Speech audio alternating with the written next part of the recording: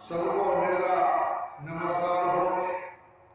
और जो प्रकाश रूप अत्यंत समीपस्थ गोचरम हृदय रूप गुहा में स्थित होने के कारण गुहा अक्षर नाम से प्रसिद्ध और महान पद परम प्राप्य है। जितने भी चेष्टा करने वाले, श्वास लेने वाले और आंखों को खोलने मोड़ने वाले, ये सब के सब इसी में समर्पित प्रतिष्ठित हैं।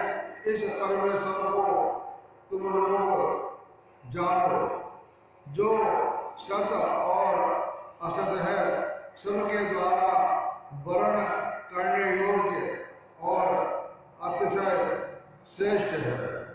समस्त प्राणियों की बुद्धि से परे अर्थात जानने में न आने वाला हो और उन्हीं परब्रह्म परमेश्वर का तत्व समझाने के लिए उन्हें उनके स्वरूप का दूसरे शब्दों में वर्णन करते हैं कि जो दीप्तमान और जो सूक्ष्म से भी सूक्ष्म और जिसमें समस्त लोग और उन लोगों में रहने वाले प्राणी स्थित हैं यानी विराजमान हैं, वही यह अविनाशी ब्रह्म है, वही प्राण है और वही मन है और वही सत्य है और वह अमृत है।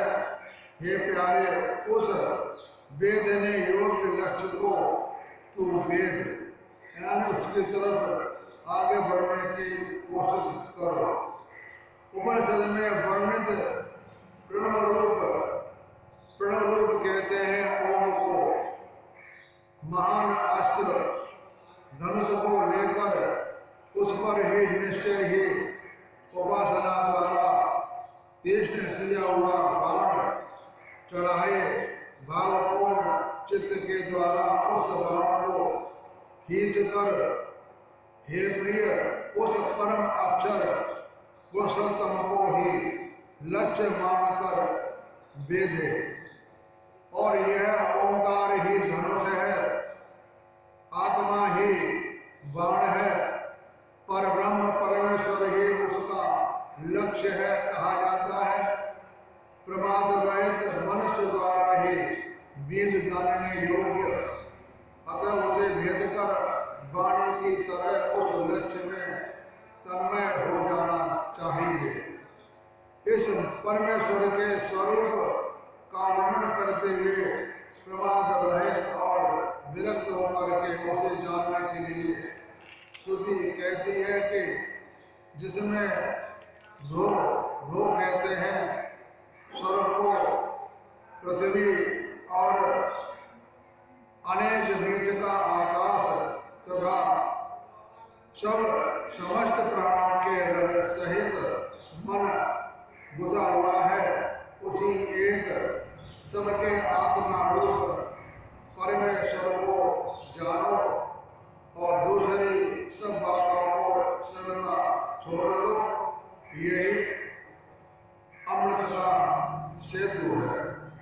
रथ की नाभि में आरों की भांति समस्त देह व्यापिनी नाड़ियां एकत्र स्थित हैं और हृदय में वह बहुत प्रकार से उत्पन्न होने वाला यह अंतर्यामी परमेश्वर मध्य भाग में रहता है।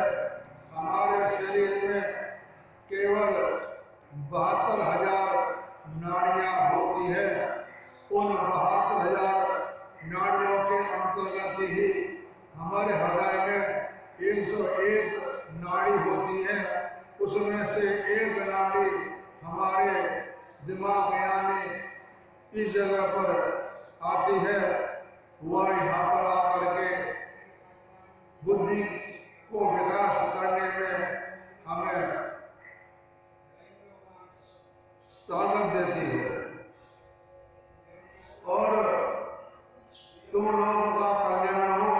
जो सर्वदा जानने वाला, सब और से सबको जानने वाला जिसकी जगत में यह महिमा है कि यह प्रसिद्ध सबका आत्मा परमेश्वर दिव्य आकाश रूप ब्रह्मलोक में स्वरूप से स्थित है।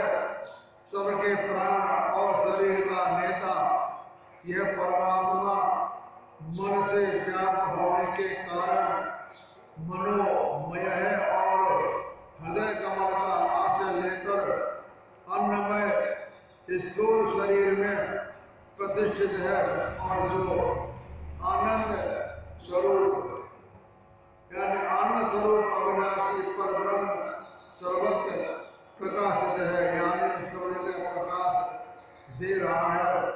बुद्धिमान मनुष्य विज्ञान के द्वारा विज्ञान कहते हैं, जो मैं आपको बातें सुना रहा हूँ।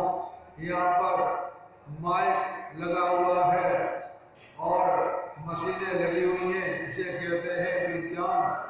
और टेलीफोन यानी हमारे मोबाइल फोन होते हैं, इसके द्वारा ही हम इस ज्ञान को फैला सकते हैं। हम कहीं भी बैठे हो, पूरे संसार में हमारी बात पहुंच जाती है। ये विज्ञान का काम है। बगैर विज्ञान के हमारा धर्म का प्रचार भी होना बहुत मुश्किल हो जाता है। आज के समय में समय बदल गया है और भगवान ने ऐसी बुद्धि दी इंसान को, जिसने विज्ञान बना दिया। यह विज्ञान भी वेदों द्वारा बनाया गया है। ये सारी बातें वेदों में दी हुई हैं। वेदों में विज्ञान, साइंस, हर तरह की विद्या दी हुई है। हम वेदों के द्वारा ही हर बात को सीखते हैं और उसको भली भांति प्रत्यक्ष कर लेते हैं और कारण स्वरूप उस परात्पर पुरुषोत्तम को तत्व से जान लेने पर इस जीवात्मा के हृदय की गांठ खुल जाती है। यानी हमारे हृदय में जो जीवात्मा रहता है, ये सारी बातें जान लेने पर हमारी गांठ खुल जाती है और जीवात्मा परमात्मा से मिल जाता है और उसका कल्याण हो जाता है। फिर उसका आवागमन का चक्कर छूट जाता है और समस्त शुभ कर्म नष्ट हो जाते हैं तथा वह निर्मल अवय रहित पर ब्रह्म प्रकाशमय परम कोश में परम धाम में वह सर्वदा विशुद्ध समस्त ज्योतिषियों की भी ज्योति है, जिसको आत्मज्ञानी जानते हैं। और वह न तो सूर्य प्रकाशित होता है, न चंद्रमा और न तारागण, और न ये बिजलियां ही चमकती हैं।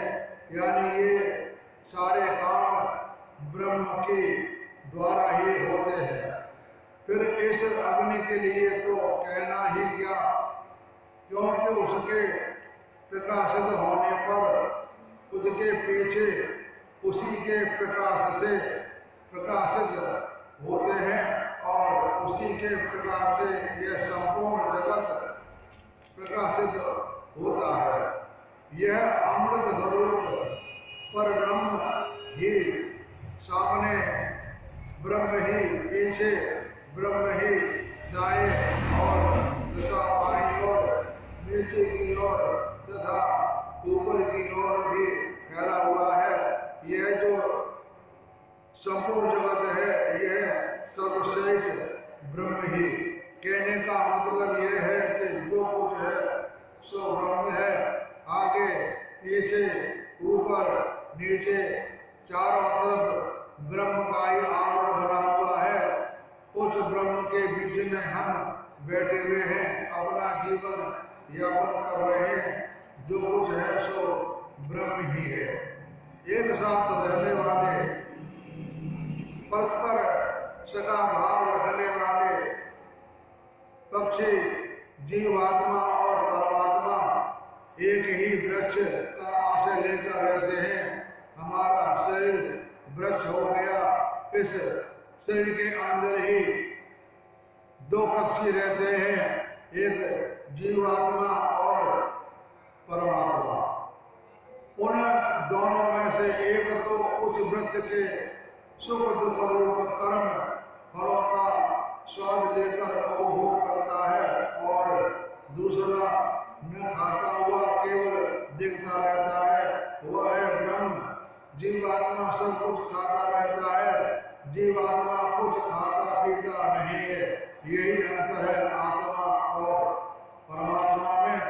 लेकिन वह जीवात्मा ब्रह्म के परमात्मा के अंतर्गत ही काम कर सकता है। बिगर परमात्मा के जीवात्मा कुछ भी कार्य नहीं कर सकता। पूर्वोक्त शरीर रूपी समान वृक्ष पर रहने वाला जीवात्मा शरीर की गहरी आसक्ति में डूबा हुआ है और असमर्थ का रूप दीनता का अनुभव करता हुआ मोहित होकर शोक करता है। अनुभव करता हुआ मोहित होकर शोक करता रहता है। जब कभी अहेतुक की दया से भक्तों के द्वारा नित्य सेवित अपने से भिन्न प्रत्यक्ष कर लेता है, वह सर्वथा शोक रहित हो जाता है। जब यह दृष्टा कहते हैं जीवात्मा को, जब मैं दृष्टा का नाम लूं तो समझो कि ये जीवात्मा के बारे में कह रहा है। सबके शासक ब्रह्मा के भी आदि कारण, ये ब्रह्म नहीं, यहाँ बात हो रही है ब्रह्मा की। ब्रह्मा भी आदि कारण, संपूर्ण जगत के रचयिता, दिव्य प्रकाश स्वरूप परम पुरुष प्रत्यक्ष कर लेता है। यहाँ परम पुरुष ब्रह्म एक ही बात है।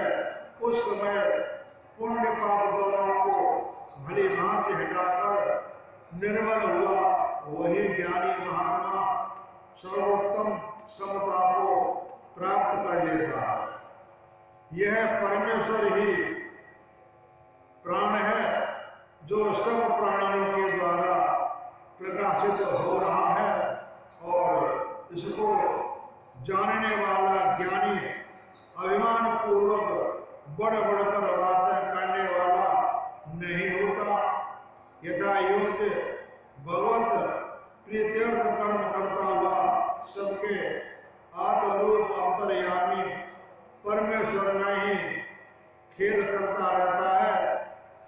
सबके आत्मा अंतर्यामी और परमेश्वर में ही रमण करता रहता है। वही ज्ञानी भक्त ब्रह्मवेता में श्रेष्ठ है। और यह अंतः शरीर के भीतर हृदय में विराजमान प्रकाश रूप परम विशुद्ध परमात्मा निसंदेह सत्य भाषण से, तप से, ब्रह्मचर्य पूर्वक यथार्थ ज्ञान से ही सदा प्राप्त होने वाला है, जिसे सब प्रकार के दोषों से रहित हुए यत्नशील साधक ही देख पाते हैं।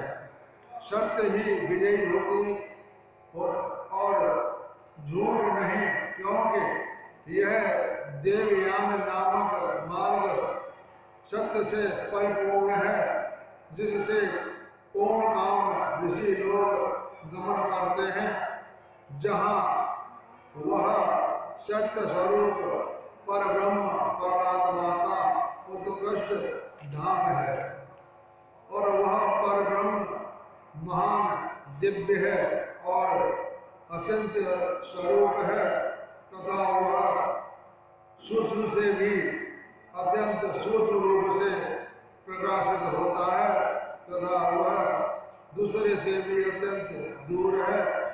इस शरीर में रहकर अति समीप है, दोनों शरीर में रहते हैं, दोनों में कोई ज्यादा दूरी नहीं है। 2 या यह 3 अंगुल की दूरी है जहाँ पर जीवात्मा और परब्रह्म वास करता है। यह परमात्मा न तो नेत्रों से, न वाणी से और न दूसरे इंद्रियों से ही ग्रहण करने में आता है तथा तप से अथवा कर्मों से भी वह ग्रहण नहीं किया जा सकता। उस अवय रहित परमात्मा को तो विशुद्ध अंतःकरण वाला साधक उस विशुद्ध अंतःकरण से निरंतर ध्यान करता हुआ ही ज्ञान की निर्मलता से देख पाता है, जिसमें 5 भेदों वाला प्राण भली भांति प्रविष्ट है और वह सूक्ष्म आत्मा मन से जानने में आने वाला प्राणियों का संपूर्ण चित्त में प्राणों से व्याप्त है। जिस अंतःकरण के विशुद्ध होने पर भी वह आत्मा सब प्रकार से समर्थ होता है और विशुद्ध अंतःकरण वाला मनुष्य जिस लोक को मन से चिंतन करता है, वह जिन भोगों की कामना करता है उन लोगों को जीत लेता है और उन भोगों को भी प्राप्त कर लेता है। इसलिए ऐश्वर्य की कामना वाले मनुष्य शरीर से भिन्न आत्मा को ही जानने वाले महात्मा की सेवा पूजा करे। वह पुरुष इस परम विशुद्ध ब्रह्म धाम को जान लेता है, जिसमें संपूर्ण जगत स्थित हुआ प्रतीत होता है। जो भी कोई निष्काम साधक परम पुरुष की उपासना करते हैं, वे बुद्धिमान रजोवीर में इस शरीर को अतिक्रमण कर जाते हैं और जो भोगों को आदर देने वाला मानव और कामना करता है, वह उन कामना के कारण उन स्थानों में उत्पन्न होता है जहाँ से उपलब्ध हो सके।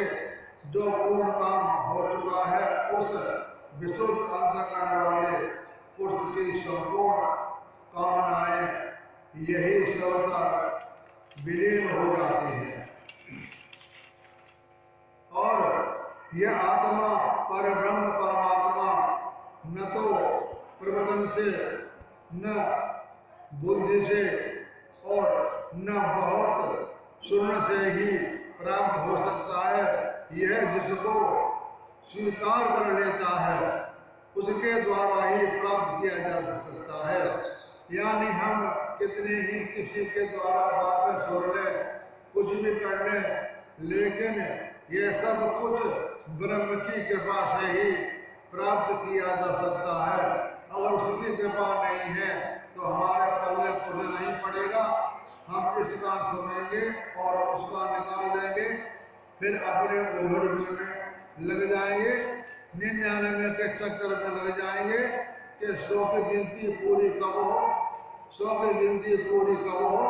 100 करते करते मनुष्य का जिंदगी समाप्त हो जाती है। 99 जिसे कहते हैं 99 का भेद, यही भेद 99 का जो है इसे ही माया कहते हैं। शास्त्र के विज्ञान द्वारा उसके अर्थभूत परमात्मा को पूर्ण निश्चय पूर्वक जान लिया जाता है। कर्मफल और आसक्ति के त्याग रूप योग से जिनका अंतःकरण शुद्ध हो गया है, वे समस्त प्रयत्नशील साधक गण मरण काल में शरीर त्याग कर ब्रह्मलोक में जाते हैं और वहाँ परम अमृत स्वरूप होकर सर्वदा मुक्त हो जाते हैं। 15 कलाएं और संपूर्ण देवता अर्थात इंद्रियां, यहाँ पर हमने इंद्रियों का नाम भी देवता के नाम से उच्चारण किया है। अपने अपने अभिमानी देवताओं में जाकर स्थित हो जाते हैं। समस्त कर्म और विज्ञानमय जीवात्मा ये सब के सब परम अविनाशी पर ब्रह्म में एक हो जाते हैं। उस महापुरुष का जब देह पाप होता है उस समय 15 कलाएं होती हैं। 15 कलाएं होती हैं, उनके नाम आप ध्यान से सुन लो। आप कोई नोट करना चाहते हो तो नोट करो कि 15 कलाएं या 16 कलाएं क्या होती है। श्रद्धा, आकाश आदि पंच महाभूत, इंद्रिय, मन और वीर, तप, मंत्र, कर्म, रोग तथा नाम, ये 15 कलाएं होती हैं। 5 ज्ञानेंद्रियां, 5 कर्मेंद्रियां, पंच महाभूत और एक मन, ये 16 कलाएं होती हैं। 16 कलाओं को लेकर के ही हमारे कृष्ण भगवान प्रकट हुए थे। आया समझ में? 16 कलाएं क्या होती हैं? पंच महाभूत, पंच कर्मेंद्रियां, पंच ज्ञानेंद्रियां और एक मन। इसके बारे में जिसको पूर्ण ज्ञान है उसे कहते हैं 16 कला। 16 कला संपूर्ण हमारे भगवान कृष्ण प्रकट हुए। जिस प्रकार बहती हुई नदियां नाम रूप को छोड़कर समुद्र में विलीन हो जाती हैं, हमारे यहाँ या कहीं भी हमारे संसार के अंदर नदियों के अलग अलग नाम होते हैं, लेकिन जब वो समुद्र में मिल जाती हैं उनका नाम समाप्त हो जाता है। वहाँ उनका कोई नाम नहीं होता और वो समुद्र मर जाता है। इसी प्रकार हम सभी प्राणी जब समुद्र यानी ब्रह्म में मिलते हैं तो हमारा सबका नाम खत्म होकर के ब्रह्म नाम हो जाता है और हम ब्रह्म में लीन हो जाते हैं। जिस प्रकार नदियां समुद्र में जाकर के लीन हो जाती है, तो ये निश्चय ही जो कोई भी उस पर ब्रह्म परमात्मा को जान लेता है वो महात्मा ब्रह्म ही है, हो जाता है, ब्रह्म है और ब्रह्म ही हो जाता है। इसके कुल में ब्रह्म को न जानने वाला और न नहीं होता, सुख को पार हो जाता है और पाप समुदाय से तर जाता है, हृदय की गांठों से मुक्त हो जाता है और अमर हो जाता है। उस ब्रह्म विद्या के विषय में यह बात ऋचा द्वारा कही गई है। जो निष्काम भाव से कर्म करने वाले वेद के अर्थ के ज्ञाता ब्रह्म के उपासक हैं और श्रद्धा रखते हुए हवन करते हैं तथा जिन्होंने विधि पूर्वक सर्वश्रेष्ठ व्रत का पालन किया है उन्हीं को यह ब्रह्म विद्या बतलानी चाहिए। उसी सत्य को अर्थात यथार्थ विद्या को पहले अंगिरा ऋषि ने कहा था, जिसने ब्रह्मचर्य व्रत का पालन नहीं किया इसे नहीं पढ़ सकता। परम ऋषियों को नमस्कार है, परम ऋषियों को नमस्कार है, नमस्कार है, नमस्कार है। इस बार मैंने आपको मुंडक उपनिषद को 2 हिस्सों में करके सुनाया। आप सुनने का मैं बहुत आभार प्रकट करता हूँ। आप सबका भगवान कल्याण करे, आप सबकी बुद्धि ठीक रहे, किसी का बुरा मत सोचो। किसी का बुरा सोचोगे तो पहले तुम्हारा बुरा होगा, बाद में किसी और का। हम किसी के लिए गड्ढा खोदते हैं तो पहले वह खुद गड्ढे में गिर जाता है। जो हमारे गांव में हो रहा है सब आप जानते हैं कि इस गांव का क्या हाल हो रहा है। यह सब हमारे गलतियों का फल है। हम किसी को नहीं देख रहे, सिर्फ अपना भला देख रहे हैं। अपना भला करो, दुनिया जाए भाड़ में, तो दुनिया भाड़ में नहीं गई, भाड़ में गए तुम।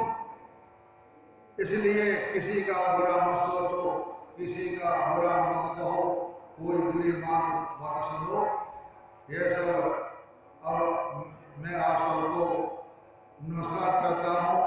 कोई गलत बात निकल गई हो उसकी क्षमा चाहता हूँ तथा आप सबको मेरा नमस्कार हो।